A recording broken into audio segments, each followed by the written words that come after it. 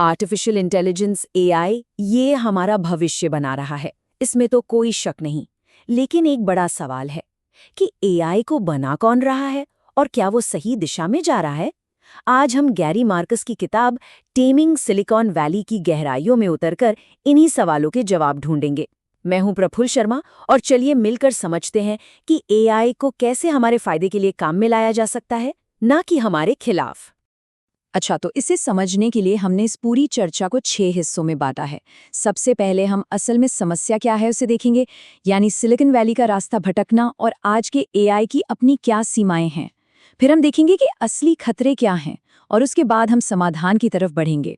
इसमें हम वैश्विक शासन की जरूरत, एक जिम्मेदार एआई के लिए क्या रोड मैप हो सकता है और आखिरकार एक इंसान केंद्रित भविष्य का विजन कैसा होना चाहिए, इस पर बात करेंगे। तो चलिए शुरू करते हैं। सबसे पहले बात करते हैं समस्या की जड़ की, यानी सिलिकॉन वैली का भटकाव। सिलिकॉन वैली का जो मूल सिद्धांत था, यानी इनोवेशन को एक तरह से मुक्ति का जरिया देखना, मार्कस कहते हैं कि अब वो अनियंत्रित शक्ति की एक खतरनाक विचारधारा में तब्दील हो गया है। देखिए, मार्कस समझाते हैं कि एक जमाना था जब ये वैली क्रिएटिविटी का, टेक्नोलॉजी को आम लोगों तक पहुंचाने का प्रतीक हुआ करती थी। लेकिन धीरे धीरे ये सोच एक बहुत ही खतरनाक विश्वास में बदल गई कि पूरी इंसानियत का भविष्य कैसा होगा, इसका फैसला सिर्फ कुछ मुट्ठी भर टेक्नोलॉजिस्ट ही करेंगे। मार्कस के मुताबिक अब इस वैली की पहचान 3 बड़ी गड़बड़ियों से होती है। पहली है टेक्निकल एक्सक्लूसिविटी, मतलब ये मान लेना कि हर नई टेक्नोलॉजी तरक्की ही लाएगी। दूसरी है हाइपर एक्सेलरेशनिज्म, ये सोचना कि तेजी से काम करना हमेशा ही अच्छा होता है। और तीसरी कॉर्पोरेट पैटर्नलिज्म, यानी ये मानकर चलना कि बड़ी बड़ी कंपनियां ही समाज के लिए सबसे अच्छा क्या है ये जानती हैं। एक बात साफ समझनी होगी, ये टेक्नोलॉजी पर कोई हमला नहीं है, ये उस ताकत की आलोचना है जिसकी कोई जवाबदेही नहीं है।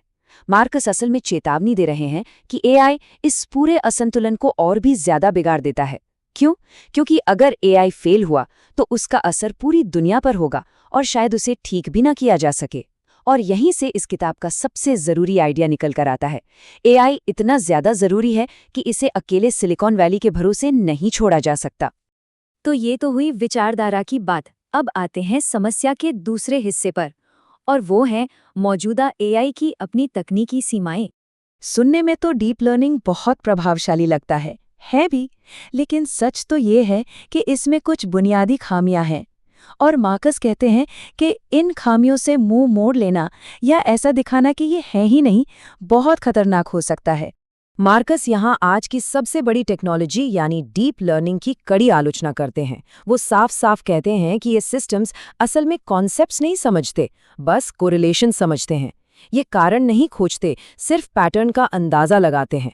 ये भाषा की नकल तो कर लेते हैं पर उसका मतलब नहीं समझते। और हाँ, ये परफॉर्मेंस को तो माप सकते हैं लेकिन असल समझ को नहीं। और इसी का नतीजा हम देखते हैं एआई के हैलुसिनेशंस में, उसकी कमजोर तर्क शक्ति में और मुश्किल हालात में उसके फेल हो जाने में। तो इसका समाधान क्या है? मार्कस एक रास्ता सुझाते हैं जिसे वो हाइब्रिड इंटेलिजेंस कहते हैं। इसका मतलब है न्यूरल नेटवर्क को सिंबॉलिक रीजनिंग, कॉजल मॉडल्स और स्ट्रक्चर्ड नॉलेज जैसी चीजों के साथ मिलाना। उनका कहना है कि इसके बिना एआई ताकतवर तो होगा लेकिन ऐसा औजार बना रहेगा जिस पर भरोसा नहीं किया जा सकता।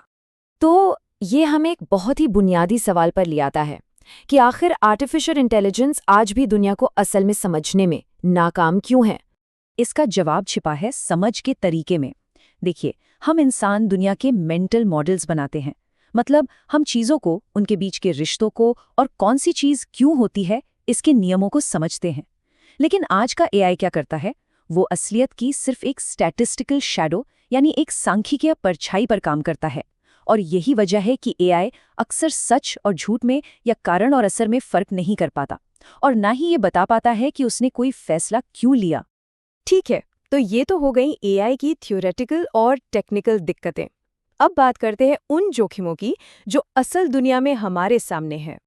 और यहाँ मार्कस एक बहुत बड़ी बात कहते हैं। वो कहते हैं कि एआई से जुड़े सबसे गंभीर खतरे कोई भविष्य की बात नहीं है, वो पहले से ही हमारे बीच मौजूद हैं। और ये खतरे सामाजिक हैं, कोई साइंस फिक्शन कहानी नहीं। मार्कस इन जोखिमों को 5 हिस्सों में बांटते हैं। पहला, बड़े पैमाने पर गलत सूचना का फैलना। दूसरा, ऑटोमेटेड सिस्टम्स के अंदर छिपा हुआ भेदभाव। तीसरा, हमारे ज़रूरी इंफ्रास्ट्रक्चर में ऐसे फैसले लेना जिनका कोई हिसाब किताब ही नहीं है। चौथा, बिना किसी सेफ्टी नेट के लोगों की नौकरियां जाना। और पांचवां, सारी ताकत का कुछ गिनी चुनी कंपनियों के हाथों में आ जाना। और ये सब कोई दूर के खतरे नहीं हैं, ये वो दिक्कतें हैं जो आज हम सबको असर कर रही हैं। हम कौन सी खबर पढ़ते हैं से लेकर हमें नौकरी मिलेगी या नहीं, हर चीज़ पर। वो कहते हैं कि असली खतरा किसी सुपर इंटेलिजेंस का नहीं है, बल्कि अनकंट्रोल्ड कॉर्पोरेट इंटेलिजेंस का है।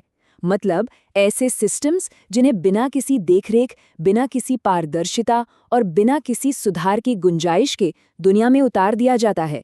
ये एक बहुत सीरियस वार्निंग है कि एआई से जो नुकसान हो रहा है वो कोई कल्पना नहीं है, वो अभी इसी पल हो रहा है। और ये हमें एक और बहुत कड़वे सच पर ले आता है। जैसा मार्कस कहते हैं, इतिहास इस बात का गवाह है कि बड़ी बड़ी टेक कंपनियों पर यह भरोसा बिल्कुल नहीं किया जा सकता कि वो खुद को रेगुलेट करेंगी। मार्कस हमें पिछले कई सालों के उदाहरण याद दिलाते हैं। सोशल मीडिया पर फैली गलत जानकारी, प्राइवेसी का हनन, एल्गोरिथम के जरिए होने वाला भेदभाव और हमारे डेटा का गलत इस्तेमाल। वो साफ कहते हैं कि जब कंपनियां खुद से कुछ करने का वादा करती हैं तो वो सिर्फ एक पीआर स्टंट होता है, असल में सुरक्षा का कोई इंतजाम नहीं। क्यों? क्योंकि उनके लिए समाज की भलाई से ज्यादा जरूरी शेयर होल्डर्स का मुनाफा होता है। तो सवाल ये है कि अगर समस्या इतनी बड़ी है तो फिर इसका हल क्या है? चलिए अब हम समाधान पर बात करते हैं। और इसकी शुरुआत होती है एक ग्लोबल गवर्नेंस यानी वैश्विक शासन की जरूरत से। मार्कस एक बहुत बड़ा और साहसिक आइडिया सामने रखते हैं, एक ग्लोबल एआई एजेंसी बनाने का। बिल्कुल वैसे ही जैसे न्यूक्लियर एनर्जी के लिए आईएए है या फिर सिविल एविएशन के लिए आईसीएओ है। इस एजेंसी का काम क्या होगा?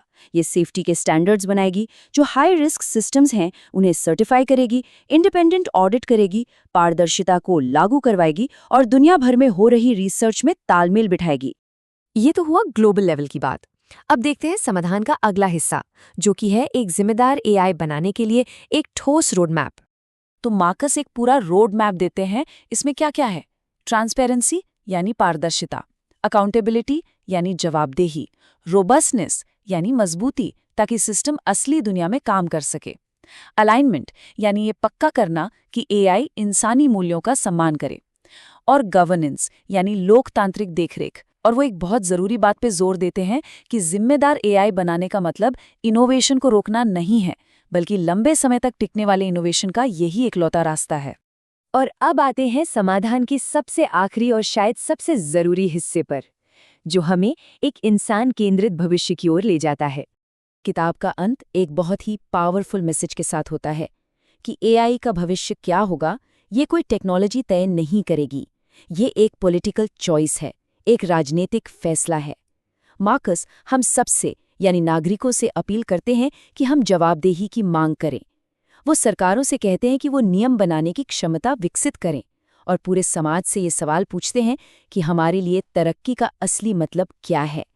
तो आखिर में संदेश उम्मीद भरा है, लेकिन साथ ही एक बड़ी जिम्मेदारी भी देता है। आर्टिफिशियल इंटेलिजेंस को काबू में किया जा सकता है, लेकिन ये तभी होगा जब हम सब मिलकर इसे काबू में करने का फैसला करेंगे। एआई का भविष्य कुछ एल्गोरिदम्स के हाथ में नहीं है, ये हम सबके हाथों में है।